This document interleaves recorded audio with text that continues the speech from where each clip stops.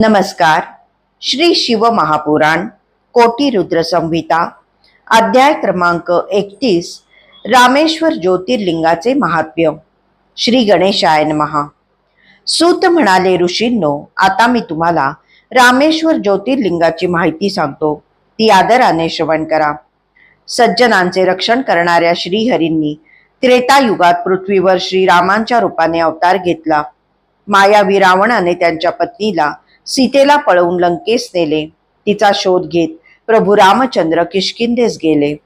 तेथे सुग्रीवाशी मैत्री करून वालीचा वध केला.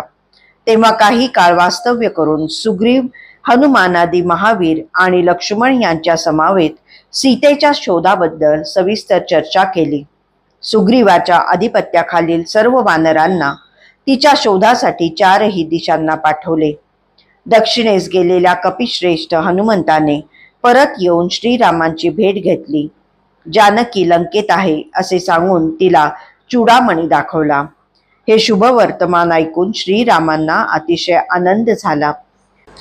सीतेची सुटका करण्यासाठी त्यांनी लंकेवर स्वारी करण्याचे ठरवले. लक्ष्मण, सुग्रीव, हनुमान, अंगद, नल, नील, जांबुवंत आणि 18 पद्मवानरांसह त्वरेने प्रस्थान केले. ते दक्षिणेकडील खाऱ्या समुद्राच्या तीरावर आले. त्याचा विस्तार पाहून ते स्वतःशीच विचार करू लागले. दुष्ट रावणाने सीतेला कोठल्या कोठे नेऊन ठेवले आहे, ती मला कधी भेटेल? तिच्यासाठी मी येथपर्यंत आलो हे जरी खरे असले तरी वानरांची सेना हा अगाध सागर कशी तरून जाणार? लंकेमध्ये पर्वत उखडून टाकणारा पराक्रमी रावण आहे. इंद्राला जिंकणारा मेघनाद हा त्याचा पुत्र आहे. म्हणजे लंका हा दुर्गम किल्लाच आहे. मग त्यांनी अंगदादी वीरांना तेथेच राहून विश्रांती घेण्यास सांगितले. तेवढ्यात त्यांना तहान लागली. ते लक्ष्मणाला म्हणाले, बंधू, मला खूप तहान लागली आहे. एखाद्या वानराला पाठवून पाण्याची व्यवस्था कर. ते ऐकताच तेथे असलेले सर्व कपिवीर दश दिशांना गेले आणि मुबलक पाणी घेऊन आले. ते रामप्रभूंच्या समोर ठेवले आणि हात जोडून विनम्र भावाने म्हणाले, स्वामी, तुमच्या आज्ञेने आम्ही हे मधुर आणि शीतल जल घेऊन आलो आहोत. ते प्राशन करण्याची कृपा करा. वानरांची ती सेवा तत्परता पाहून श्रीरामांना फार प्रसन्न वाटले. त्यांनी त्यांच्याकडे कृपादृष्टीने पाहिले. त्या पाण्याचा स्वीकार करून ते प्यावयास घेतले. त्याच वेळी त्यांना आपल्या आराध्य दैवताची म्हणजेच भगवान शंकरांची आठवण झाली. त्यांनी तिथल्या तिथे वाळूचे एक लिंग तयार केले. आवाहनादी 16 उपचारांनी त्याची विधीपूर्वक पूजा केली. त्याला साष्टांग नमस्कार केला. अनेक दिव्य स्तोत्रांनी शिवस्तुती केली व म्हणाले, महादेव, तुम्ही भक्तवत्सल आहात. मी दीन भावाने तुम्हाला शरण आलो आहे. माझे रक्षण करा. हे समुद्राचे पाणी अगाध आहे आणि पलीकडचा रावणही प्रबळ आहे. तो तुमचा भक्त असला तरी तुम्ही दिलेल्या वराने उन्मत्त आणि दुर्जय झाला आहे. या वानरांना घेऊन मी त्यांच्याशी युद्ध करायला निघालोय खरा, पण हे कपिवीर फार चंचल आहेत. अशा परिस्थितीत माझे मनोरथ कसे सिद्धीस जाणार? मी तुमचा दास आहे. सर्वार्थाने तुमच्याच आश्रयास आहे. मला मदत करा.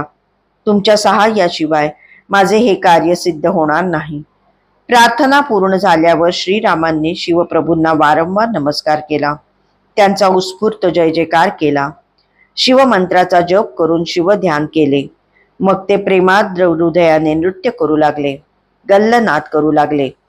त्यामुळे ज्योतिर्मय महेश्वर अतिशय प्रसन्न झाले.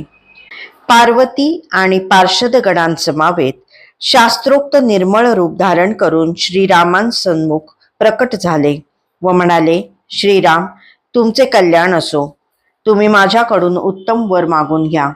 त्या समयी शिवप्रभूंचे ते सगुण साकार दिव्य रूप पाहून तेथे उपस्थित असलेले सर्वजण खरोखरच धन्य झाले, पवित्र झाले. श्रीरामांनी त्यांचे पूजन केले. अनेक प्रकारे त्यांची स्तुती केली. त्यांना नमस्कार केला आणि लंकेत होणाऱ्या युद्धात विजय प्राप्त व्हावा अशी प्रार्थना केली. शिवजींनी त्यांना रावणाशी युद्ध करण्याची आज्ञा दिली आणि तुमचा विजय होईल असा आशीर्वादही दिला. त्या वरदानाने श्रीरामांना फार आनंद झाला. त्यांच्या सर्व चिंता नाहीशा झाल्या. त्यांनी शिवप्रभूंना हात जोडले व म्हणाले, हे महाप्रभू, तुम्ही माझ्यावर प्रसन्न असाल तर जगाच्या हिताकरता येथेच निवास करा. श्रीरामांच्या विनंतीवरून भगवान शंकर ज्योतिर्लिंगाच्या रूपाने तेथेच राहिले. ते रामेश्वर नावाने प्रसिद्ध झाले. शिवजींच्या कृपाप्रसादाने श्रीराम सागर उल्लंघून लंकेस गेले.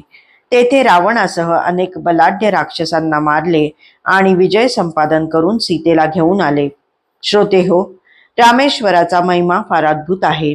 हे ज्योतिर्लिंग भुक्ती मुक्तिदायक आणि सर्व कामनाप्रद आहे.